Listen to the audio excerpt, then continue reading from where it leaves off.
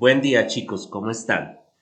Eh, la semana pasada, entonces, habíamos visto un esbozo de lo que había sido la independencia de la India.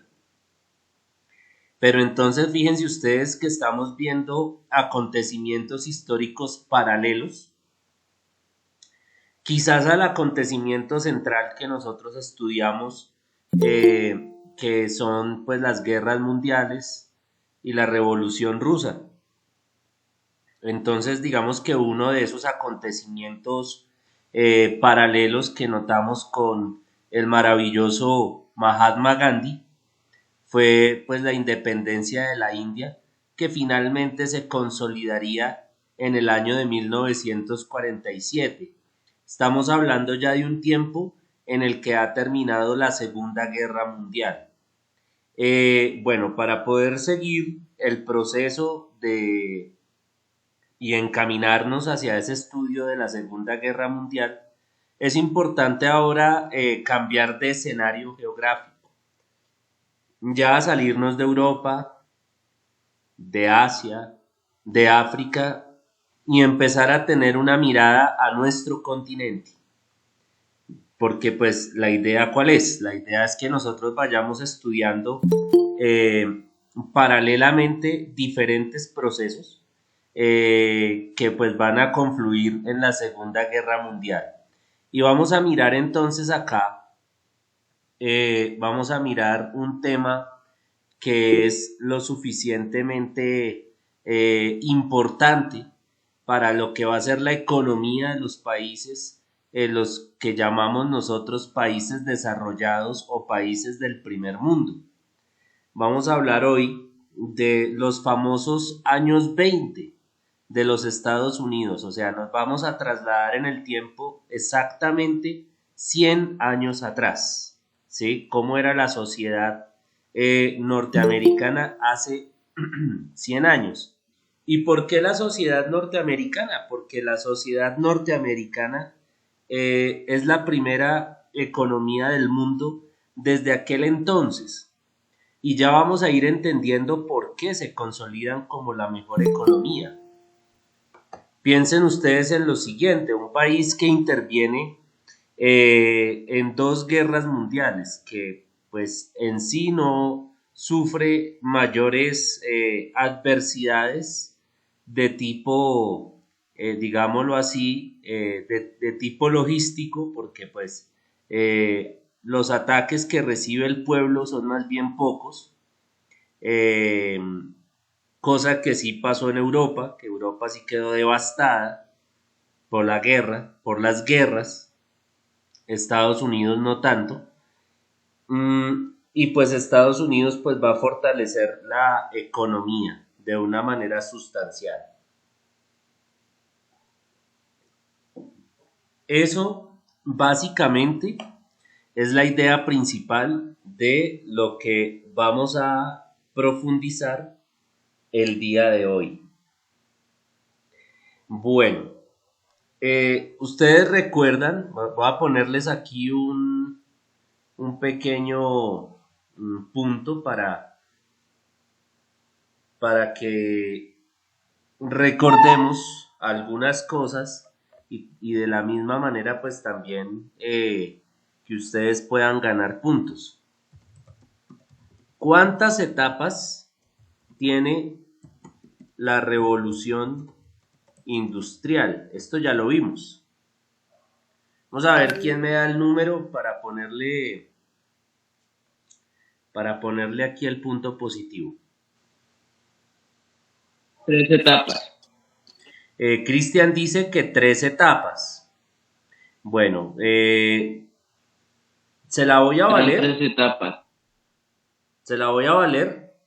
¿Por qué razón? Porque digamos que algunos consideran que la época de lo informático, de los sistemas, configuran una sola, aunque hay unos que dividen lo que es la aparición de los computadores y por otro lado ya lo que va a ser la internet. Entonces algunos hablan de 4 etapas. Sin embargo, pues te voy a valer esa, Cristian.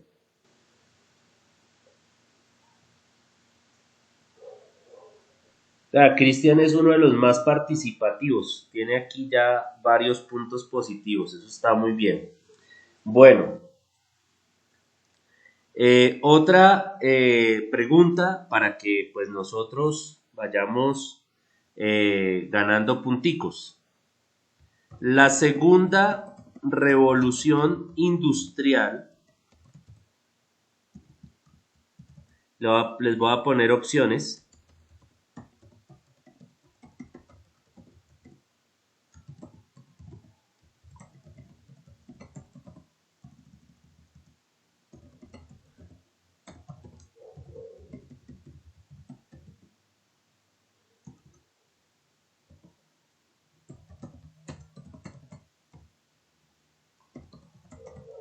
Listo. La segunda revolución industrial se caracteriza por A, la informática, B, el petróleo, C, la manufactura.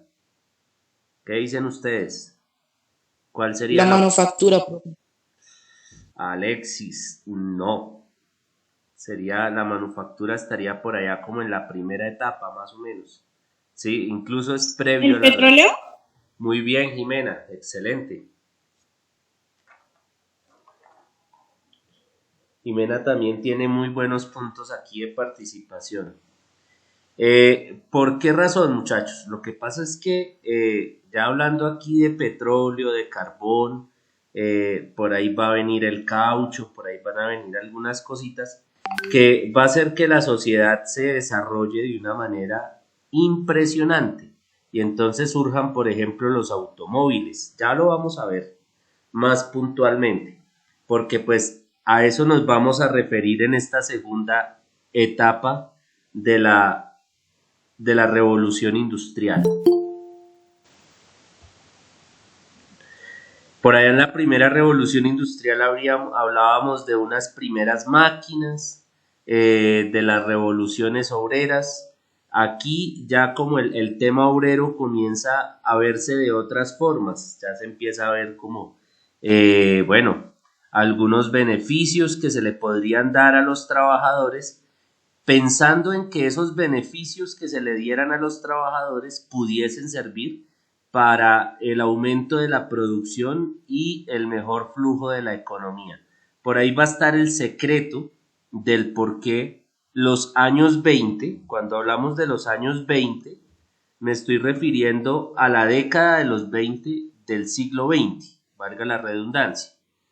¿Sí? Estamos hablando de hace 100 años en Estados Unidos. Entonces, lo que va a permitir que haya esa bonanza económica.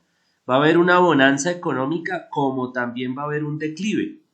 Entonces, digamos que entre 1920 y 1929 va a ser un tiempo de bonanza, por decirlo de alguna manera. ¿Sí? Y en 1929 va a ser la Gran Depresión.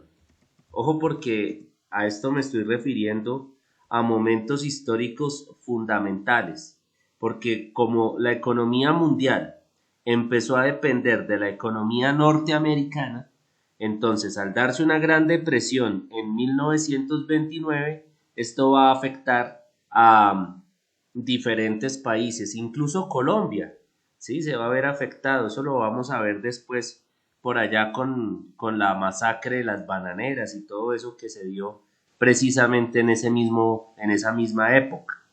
Sin embargo, pues por ahora decir que esto pues va a tener una influencia de tipo mundial. Pero bueno, los historiadores llaman a esta década los felices, ¿sí? Felices años 20.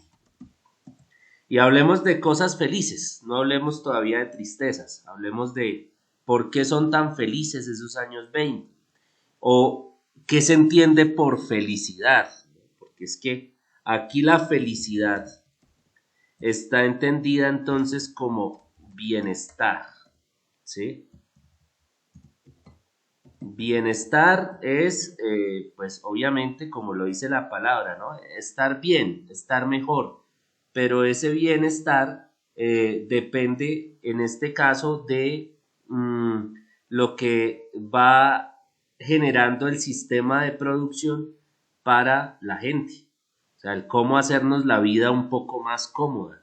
Entonces ustedes se podrían poner a pensar entre coger Transmilenio, entre montarse a una buseta, y esa buseta pues con mucha gente de pie y todo el mundo ahí como en una caja de sardinas,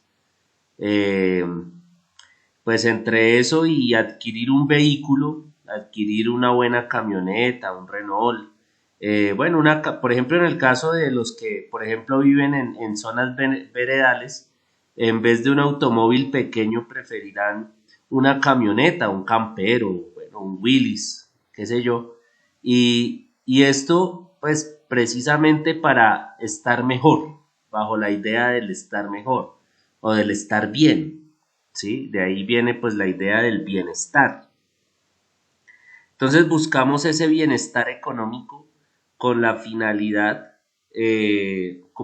buscamos un bienestar no solamente económico, sino en todo lo que tiene que ver nuestra vida. Y ese bienestar pues lo que va a hacer es dinamizar el sistema productivo.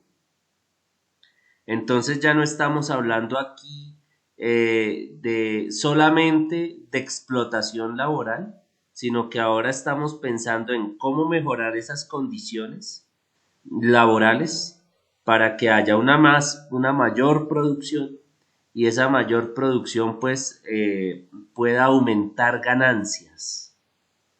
El tema aquí es netamente económico.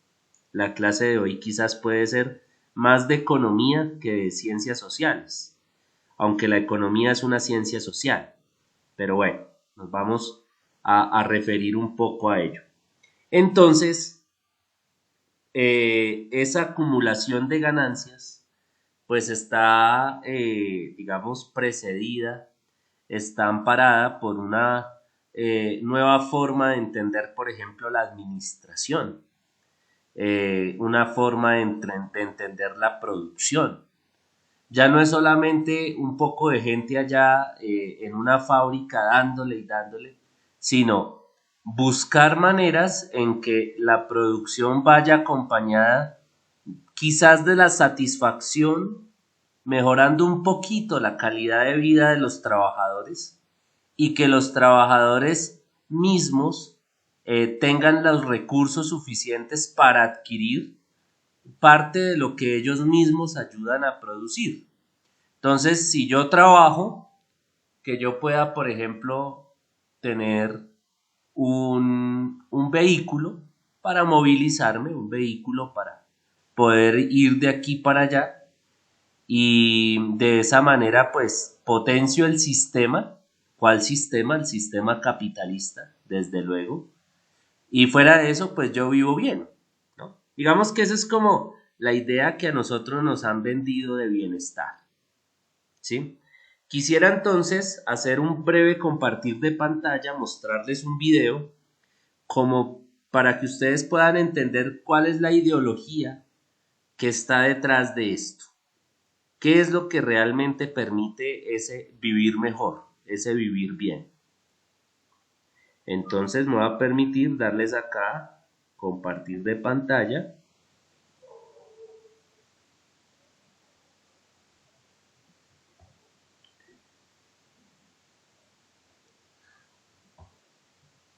Chicos, estoy compartiendo pantalla.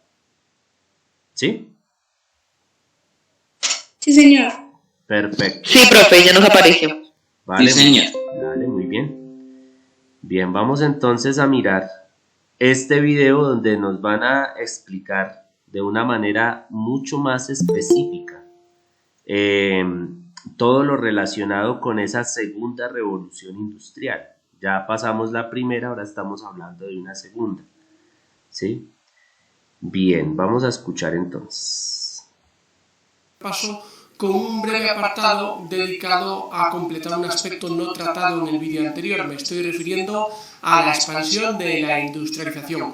A partir de ahí ya tomaremos el camino de la segunda revolución industrial, comenzando con la crisis de 1870 y continuando con las innovaciones en el campo de la producción, la organización empresarial, los transportes y las comunicaciones, que siguieron a esos años.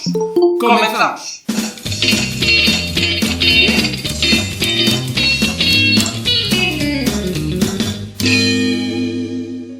Cuando a mediados del siglo XVIII Gran Bretaña inició su revolución industrial, la mayoría de los países europeos aún contaban con un sistema económico rural y agrario, siendo predominante el sector primario en términos de producción y ocupación de la población activa. Durante la primera mitad del XIX, su superioridad industrial con respecto al resto del continente continuaba siendo importante, si bien no pasarían muchos años antes de que encontrara nuevos y potentes competidores. De hecho, desde 1870, Alemania fue el escaparate en el que se miraron las naciones en vías de desarrollo. Los motivos que permiten entender el desfase temporal entre las islas británicas y el resto del continente europeo son variados. Ahora bien, quizá cabe destacar la ausencia de una revolución agraria, así como también unos sistemas políticos anclados en el antiguo régimen, la omnipresencia, diríamos, de los gremios y la falta de una burguesía de carácter emprendedor. Además, si entramos en la cuestión político-militar, tendríamos que hablar de las guerras napoleónicas y los obstáculos a la industrialización que supuso ese conflicto bélico de larga duración. Sin embargo, una vez superadas esas barreras, la revolución industrial cruzó el Canal de la Mancha y tomó un camino muy similar al que estamos viendo en la imagen. Primero afectó a los países de la parte noroccidental, posteriormente a la Europa central y finalmente llegó al Mediterráneo. Por tanto, existió una diversidad de procesos industrializadores en el continente, tanto en lo relativo a los países como a las provincias y las regiones dentro de los mismos. Cambiamos ahora el mapa porque resulta interesante comprobar cómo el desarrollo industrial avanzó de la mano del crecimiento demográfico.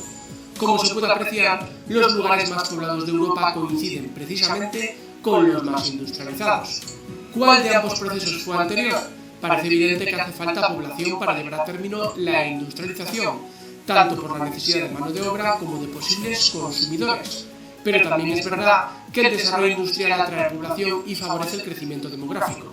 Es decir, son dos factores íntimamente relacionados, que se afectan el uno al otro, tal como podemos observar en los dos últimos mapas. Por último, vamos a analizar la red de ferrocarriles del continente con el fin de compararla con la británica. Tenemos en primer lugar en imagen la red viaria de Gran Bretaña y Europa en el segundo tercio del XIX. Y ahora, en este nuevo mapa, el trazado de los ferrocarriles a finales de esa centuria. Vemos, por tanto, cómo el continente fue alcanzando progresivamente el nivel de desarrollo de las islas británicas.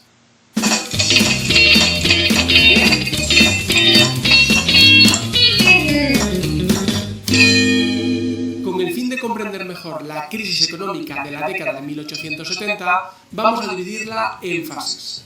Paso número 1. La oferta, es decir, la cantidad de productos que se ponen a la venta en un mercado, supera con mucho a la demanda o cantidad de personas que están dispuestas a comprar esos productos. Segundo paso, ese desfase entre la oferta y la demanda produce una crisis de stock. Eso quiere decir que las empresas acumulan grandes cantidades de productos en sus almacenes, productos que en definitiva no venden. Paso número 3. Con el fin de colocar los productos que tienen en stock, las empresas bajan los precios. Se produce, por tanto, un descenso generalizado de estos y una guerra de precios entre ellas. Cuarto paso. Hay empresas que no pueden competir en esa guerra, lo que conduce a su quiebra. Y en la medida en que éstas desaparecen, se producen además dos consecuencias lógicas. En primer lugar, no pueden hacer frente a las deudas que habían asumido, afectando así a terceras personas que jamás recuperarán el dinero invertido. Y en segundo término, aumenta el desempleo como consecuencia del cierre de las fábricas. Y en la medida en que este crece, el consumo también se resiente, pues la gente tiene menos dinero para gastar. Paso número 5. La caída del consumo lleva a las empresas a parar la producción o a reducirla notablemente. Con eso, la entidad pierde menos dinero a corto plazo. Sin embargo, conlleva el despido de trabajadores y, como se ha comentado ya, conduce a una sociedad más pobre y menos dada al consumo. En definitiva, estamos inmersos en un círculo vicioso. Menos consumo, menos producción, menos empleo y así sucesivamente. Sexto y último punto. En el año 1873, como consecuencia de todo ese proceso, el pánico llega a los mercados bursátiles y las cotizaciones sufren la mayor caída de toda la segunda mitad del XIX.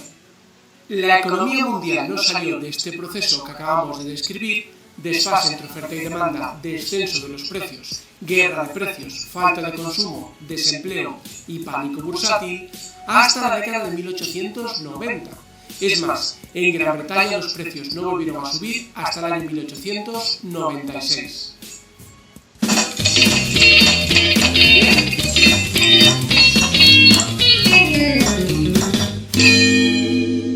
A la hora de abordar la segunda revolución industrial, es fundamental establecer una relación de causa-efecto con la crisis de 1870. Esa depresión que condujo a una reducción del consumo y, por tanto, de la producción, dio lugar a partir de 1896 a un nuevo crecimiento económico, a la reactivación de la actividad comercial y al aumento de los salarios y de los precios. Además, todo eso vino acompañado de una serie de innovaciones técnicas y de cambios organizativos en las empresas. En los últimos años del siglo XIX, el petróleo y la electricidad fueron sustituyendo progresivamente al carbón como principales fuentes de energía, y asociados a ellas fueron surgiendo una serie de sectores económicos de carácter emergente, de entre los que cabe destacar la automoción.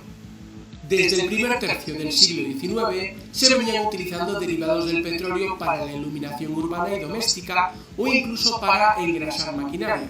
Sin embargo, a finales de esa centuria, el ingeniero francés Rudolf Diesel inventó el motor de combustión interna que utilizaba petróleo. De esta manera, revolucionó los sistemas de locomoción y dio un impulso definitivo a la industria petrolífera. Por esas mismas fechas, la electricidad pasó a convertirse en una fuente de energía imprescindible, gracias, entre otras cosas, a inventos como la dinamo.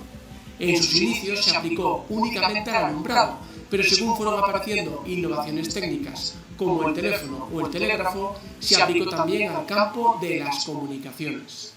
Otra característica a tener en cuenta de este periodo fue que se aplicaron de manera sistemática las innovaciones tecnológicas y los conocimientos científicos al proceso productivo en las diferentes ramas de la industria. Por ejemplo, las investigaciones en el campo de la química dieron lugar a los explosivos, abonos, colorantes, fármacos, etc. A todo esto hemos de añadir la aparición de nuevas industrias como la eléctrica, la petrolífera, la química, la alimentaria o la automovilística. En torno a ellas surgieron una serie de artículos que seguimos utilizando hoy día. Hablamos de las latas de conserva, el caucho sintético, la lámpara incandescente, los rayos X o la aspirina, entre otras. Además, favoreciéndose del crecimiento de esas nuevas industrias estaría la siderurgia. Su producción era clave, por ejemplo, para la construcción naval, las obras públicas y los bienes de equipo. Para hacer frente a esa creciente demanda, se perfeccionó el sistema de producción del acero, al tiempo que aparecieron nuevos materiales, como fue el caso del aluminio. Los nuevos sistemas de producción, Bessemer, Siemens Martin y Gilchrist Thomas, hicieron posible que entre 1860 y 1913 la producción de acero se multiplicara por 80 en Alemania, Francia y Gran Bretaña. A su vez, entre 1870 y 1890, su precio caía un 80%. Los transportes y las comunicaciones también experimentaron notables cambios en este periodo.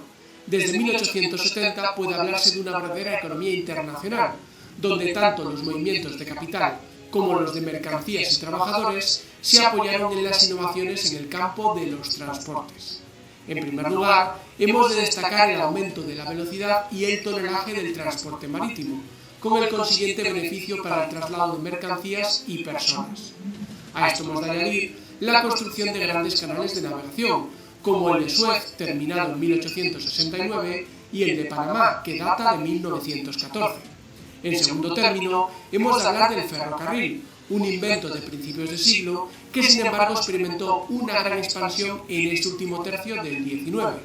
De hecho, la red viaria europea superó los 300.000 kilómetros a principios del siglo XX, duplicando la estructura existente 3 décadas antes. Más llamativo fue el caso de América del Norte, donde se alcanzaron cifras ligeramente superiores a las de Europa, partiendo de una modesta red de 90.000 kilómetros en 1870. Hasta ahora nos hemos referido a medios de transporte preexistentes que experimentaron mejoras o expansiones. Pues bien, a continuación vamos a hablar de dos medios totalmente nuevos. En primer lugar estaría el automóvil, cuya primera patente data de 1886 a cargo del ingeniero alemán Karl Benz. Y bueno, como se ha comentado anteriormente, dio lugar a una de las principales industrias de la época, la automoción. De hecho, en 1913 circulaban ya unos 2 millones de vehículos a motor, 1.300.000 en los Estados Unidos, 250.000 en Gran Bretaña, 100.000 en Francia y 60.000 en Alemania. Con el nuevo medio de transporte se puso en marcha también el acondicionamiento de una nueva red de carreteras, en la que los pavimentos bituminosos sustituyeron al macadam tradicional. Por último, la industria del automóvil también trajo consigo importantes innovaciones en el ámbito de los sistemas de producción industrial, destacando entre ellos el Fordismo. Sin duda, este modelo aplicado por Henry Ford fue, junto con el Taylorismo ideado por Frederick Taylor, uno de los símbolos de los nuevos tiempos. En segundo término, cabría hablar del avión, si bien no tuvo una aplicación masiva hasta después de la Primera Guerra Mundial. Sin embargo, es necesario destacar que durante estos años, y más en concreto en 1903, este invento de los hermanos Wright realizó su primer vuelo en Carolina del Norte, Estados Unidos. En el campo de las comunicaciones y estrechamente relacionado con el avance de los transportes, hay que señalar primero el gran desarrollo del correo postal. A esto se añade la rápida expansión finisecular del telégrafo creado por Morse en 1837. Al respecto, cabe destacar la instalación en 1878 de los primeros cables transatlánticos uniendo Europa con los Estados Unidos, así como el envío de 334 millones de despachos en 1908, cifra que habla por sí sola de la importancia de este medio. A esto hemos de añadir la invención del teléfono por parte de Graham Bell en 1876 y del primer fonógrafo de Edison al año siguiente. Una década después llegaría la radio, invento que debemos a Marconi. Pues con esto hemos terminado los dos vídeos dedicados al repaso del proceso de industrialización. En las próximas semanas vamos a abordar dos cuestiones que están íntimamente relacionadas con el cambio económico. Me estoy refiriendo a las transformaciones sociales y a la erupción del movimiento obrero. Un saludo a todos.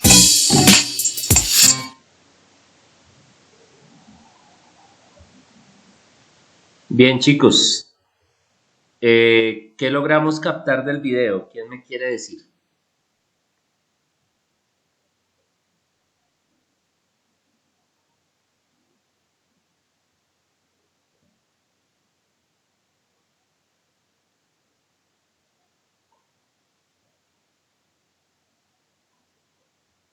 Si están ahí, muchachos,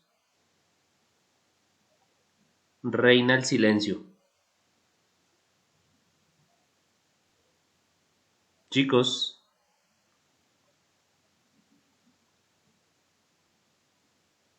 ¿ustedes sí me están escuchando? Esa es la primera pregunta que debo hacer.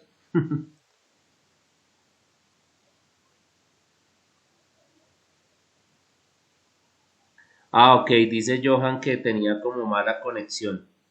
Listo. ¿Y el resto ha estado escuchando o no? Sí, señor. Ok, vale, listo. Bueno, en este video nosotros vimos como todo un proceso de industrialización y cómo, digamos que esos inventos nuevos, esas innovaciones, van a ir generando como ese desarrollo para la humanidad. ¿Qué beneficios comienzan a verse acá? Pues digamos que ya con la aparición del automóvil, por ejemplo, pues ya había necesidad de empezar a mejorar las carreteras, las vías. Ese es uno de los beneficios que comienza a darse. Fíjense ustedes que los países del norte, los países de Francia, Inglaterra y los Estados Unidos, pues son los, bueno, y Alemania también, con el señor Benz, son los primeros en adquirir los automóviles, ¿sí? Que realmente son los que van a empezar a dinamizar lo que tiene que ver con la nueva forma de concebir la economía y la nueva forma de concebir ese bienestar. Y esto está muy relacionado, por ejemplo, con lo que yo les decía de la década de los años 20, los famosos años 20 en Estados Unidos. ¿Por qué? Porque es que en Estados Unidos, digamos, ese periodo de bienestar va a generar un nacionalismo generalizado, un nacionalismo exacerbado, que va, digamos, a privilegiar lo que es en sí la sociedad americana. Desde luego que esto consigo va a traer otras cosas, otros elementos, como por ejemplo el crecimiento de la xenofobia. Vamos a hablar un momentico de esto. ¿Alguien de casualidad sabe qué significa el término xenofobia?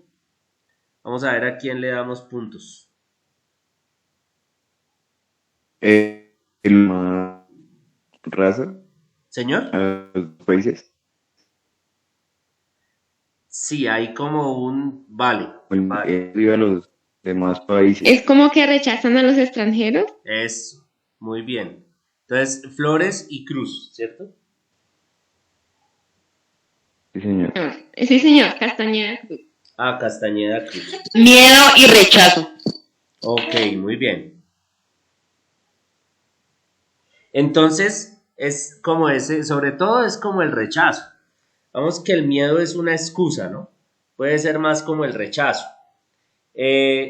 Claro, al ir creciendo la sociedad americana comercialmente, industrialmente, una sociedad con mayor bienestar, estándar de bienestar, pues se va a privilegiar especialmente pues a los que nacen allí. Y pues Estados Unidos para el resto, por ejemplo, de América Latina, se comienza a convertir aquí como el famoso sueño americano, pero las prebendas y los beneficios ante todo van a ser para los ciudadanos de Norteamérica, bueno, de los Estados Unidos, porque digamos que a Canadá no lo metemos tanto en este rollo, estamos hablando especialmente de los Estados Unidos. Hay un personaje, digamos, un presidente de Estados Unidos, el señor Calvin, por ahí vienen las famosas tiras cómicas de Calvin, puede tener esto alguna relación también. Calvin Coolidge, pues que es como uno de los que va a generar este estado de bienestar, va a privilegiar a través de sus políticas. Dice aquí, la economía de los años 20. El presidente de los Estados Unidos, Calvin Coolidge, centró todo su esfuerzo en el impulso de la economía de la nación, la cual sintió por primera vez toda la fuerza de la propaganda comercial técnicamente dirigida y en la que las empresas empezaron a invertir millones y millones, con el fin de crear la demanda y encauzarla en determinado sentido. Todo lo que nosotros empezamos a ver como el comercial, la propaganda, claro, porque se necesita que haya esto puede estar relacionado con algo que manejan en mercadeo, la publicidad, ¿sí? El hecho de que se promocione, se ofrezca el producto que se está lanzando al mercado, ¿sí? Entonces, eso es lo que va a propiciar, obviamente, que haya una mayor concepción de que lo que va sacando el mercado te va a solucionar la vida o te va a solucionar algo de tu vida. ¿sí? Esa es como la idea que comienza a trabajarse allí. Dice entonces a continuación de lo que les estaba leyendo, operando sobre los resortes de la psicología de masas. ¿Qué estudia la psicología, chicos? Antes de hablar de psicología de masas. La psicología pues estudia la conducta humana, ¿no? Eso es mucho más profundo, pero bueno, ahorita no voy a entrar en eso. La psicología estudia la conducta humana. Entonces, la psicología de masas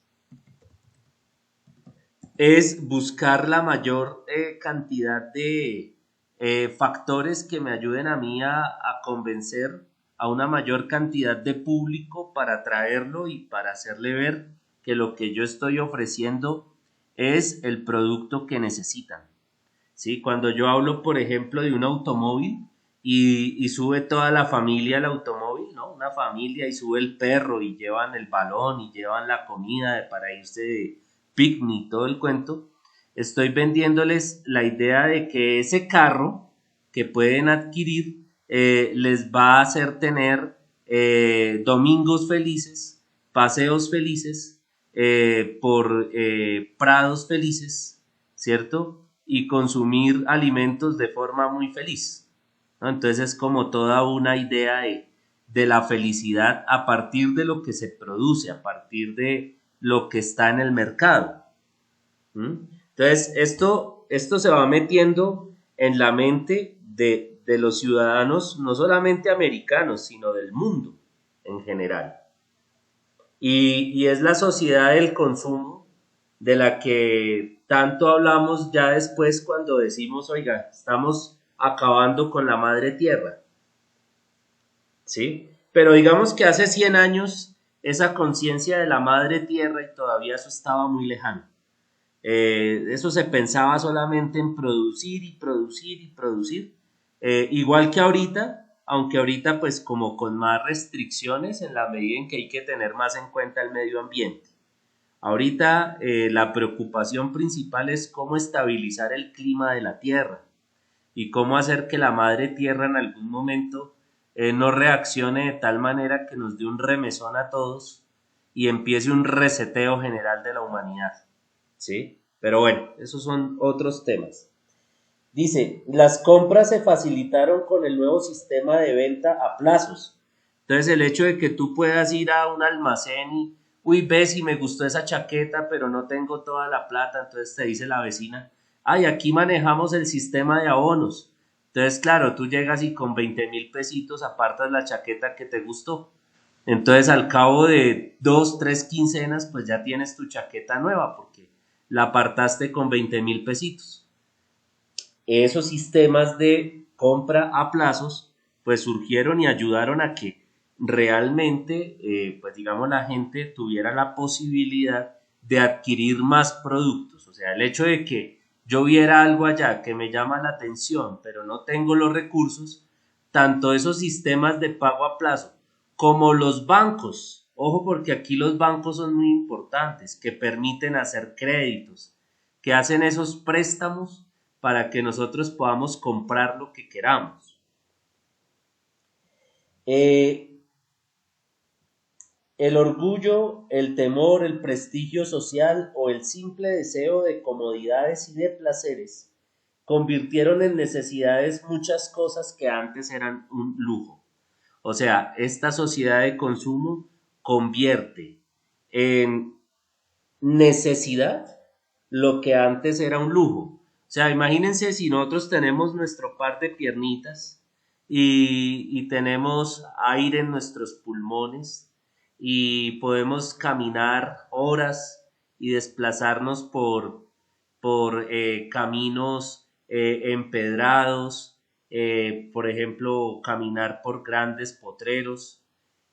Y a esto lo modificamos por un automóvil, una bicicleta, una moto, pues se nos convirtió el automóvil, se nos convirtió la motocicleta, se nos convirtió la bicicleta en una necesidad, ¿sí? Cuando antes simplemente con ir de aquí para allá a pie, pues ya teníamos la posibilidad de transportarnos. Ah, es que el mundo va más rápido, claro, porque es que en la medida en que van creciendo todas estas necesidades que se le van generando al ser humano, pues va creciendo la necesidad de que las cosas sean rápido, sean ya. Fíjense ustedes, dentro del video que estuvimos viendo, cómo se pasa de la clave Morse, que se inventan por allá a principios del siglo XIX, a pasar al telégrafo. Y después del telégrafo, entonces a la llamada telefónica. Y de la llamada telefónica al correo electrónico. Y del correo electrónico ya vamos en el Messenger o en el WhatsApp. ¿Sí? Entonces, o sea, cada vez esa necesidad de que mi mensaje le llegue más rápido al otro va creciendo. ¿Sí? Antes yo podría escribir una cartica por allá, yo estaba en una guerra y entonces yo tenía por allá un amorcito, lo tenía por allá en un puerto de algún país, y entonces yo ¿qué hacía? Escribía una cartica por allá en un barco, y entonces pasaba de pronto alguien en una chalupa, un cartero marítimo, y esa carta se la llevaba allá a la persona que yo quería que le llegara, pero imagínense ustedes, a punta de chalupa se podrían demorar 3 o 4 meses en llegar la carta. O si era por tierra, pues digamos hasta que los trenes pasaran por el lugar donde realmente estaba la persona a la que yo estaba esperando, ¿sí? Entonces fíjense ustedes que las comunicaciones pues también han cambiado mucho, y eso ha generado que haya un afán, una necesidad enorme de que las cosas sean ya, sean rápido. Nosotros tenemos esta posibilidad que hace 100 años no había. Hace 100 años hubo una pandemia también. Estuvo la famosa gripe española. Dejó miles de muertos también. Pero no habían estos medios tecnológicos que tenemos ahorita. O sea, estamos nosotros aquí en medio de la pandemia, porque estamos en pandemia, a pesar de que digan que vamos ya a la alternancia, pero la alternancia en medio de un tercer pico de pandemia, complicado. Y nosotros gracias a estos medios podemos tener estas clases, ¿sí? Podemos hacer estos encuentros por Meet, ¿sí? Entonces es esa evolución de las comunicaciones lo que nos ha ido permitiendo también que del todo no se haya perdido la posibilidad de que ustedes se siguieran formando. Si, hace 100 años pues simplemente hay pandemia y pues todo el mundo a su casa, los profesores no les pagan y los estudiantes no tienen ninguna posibilidad de estudiar, porque pues eso era un tiempo donde todavía pues no habían estos medios, estas maravillas que nos puede dar la tecnología, ¿sí? Sin embargo, pues lo que hay que evolucionar no es tanto los recursos materiales, sino el espíritu y una necesidad de comunicación, una búsqueda de una mejor comunicación. Es no solamente buscar si hablamos por Meet o si hablamos por Zoom, sino el que nuestro lenguaje sea cada vez más claro y que nosotros tengamos la capacidad para exteriorizar lo que hay dentro de nosotros y manifestárselo a los demás con honestidad y con transparencia. Esa es la mejor forma de comunicación, muchachos. Bien, seguimos. Las compras se facilitaron con el nuevo sistema de venta a plazos, ya les decía, la producción en serie, el alza de salarios. Claro, al subirse los salarios, pues las personas tienen la posibilidad de consumir más, de poder adquirir más productos del mercado. La ampliación gigantesca del mercado nacional y el mágico descubrimiento de que para comprar cosas no se necesitaba dinero, infundieron al país un loco optimismo y lo lanzaron a la mayor, perdónenme la expresión, lo digo textual, orgía económica que había conocido el mundo. Este es aquí un pequeño fragmento que les voy a compartir mañana en la hora de clase, pero con el cual quería yo sintetizar lo que fue esa locura de los años 20, o sea, el querer sentir como esa explosión de sensaciones, de alegrías, de disfrutes, de goces que trajo toda esa bonanza económica y esa nueva producción. Entonces, bueno, los tiempos no van a permanecer felices. Va a llegar después el famoso 1929, por ahí van a hablar del famoso Jueves Negro, que es una caída vertiginosa de la economía, porque hubo una inflación de la economía muy fuerte y eso generó pues pérdidas enormes para grandes empresarios, incluso muchos de ellos se suicidaron.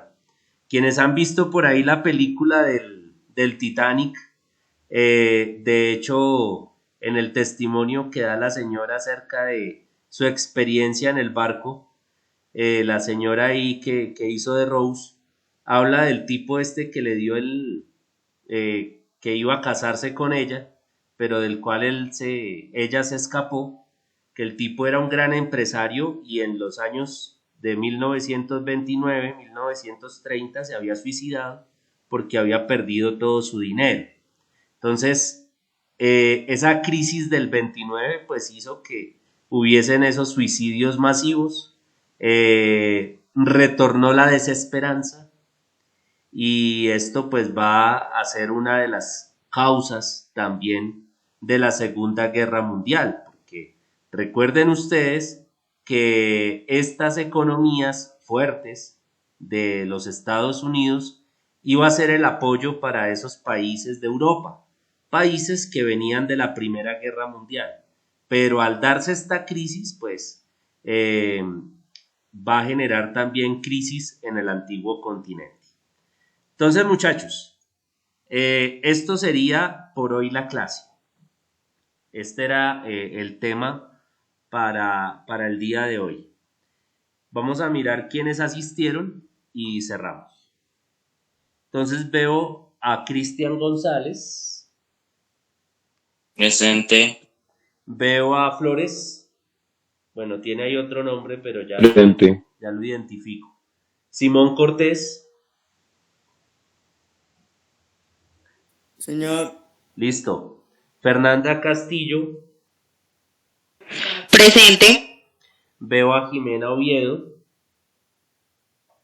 Presente. A Mayron Escucha. Presente. Samuel Hernández. Presente. A Luisa Daza.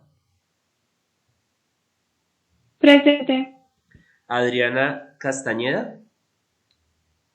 Ah, no, Laura Sofía. Laura Castañeda, profe. Laura Castañeda, sí. Y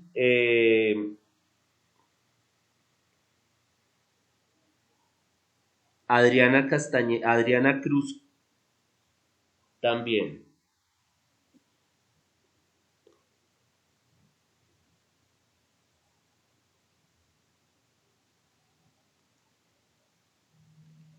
Bien, ¿quién me hace falta por llamar? Yo, profe. profe. Samuel Cortés.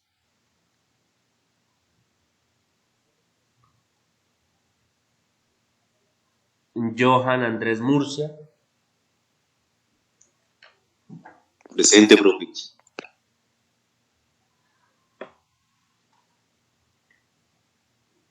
Yo llamé a Jimena Oviedo, sí.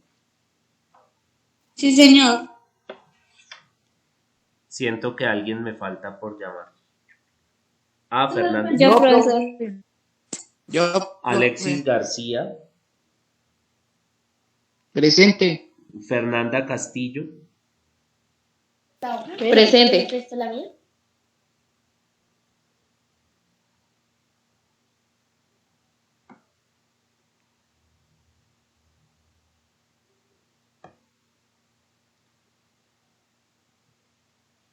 Y creo que ellos, y María Alejandra Gamba. Presente. Listo, creo que ya los llamé a todos. Sí, señor.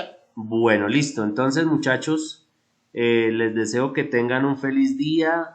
Los que por ahí deban guía, por favor, enviarla para que vayamos poniéndolos al día en las notas. Listo. Feliz día, chicos. Gracias, profe, igualmente. Feliz día. Feliz día, Sí, profe. profe.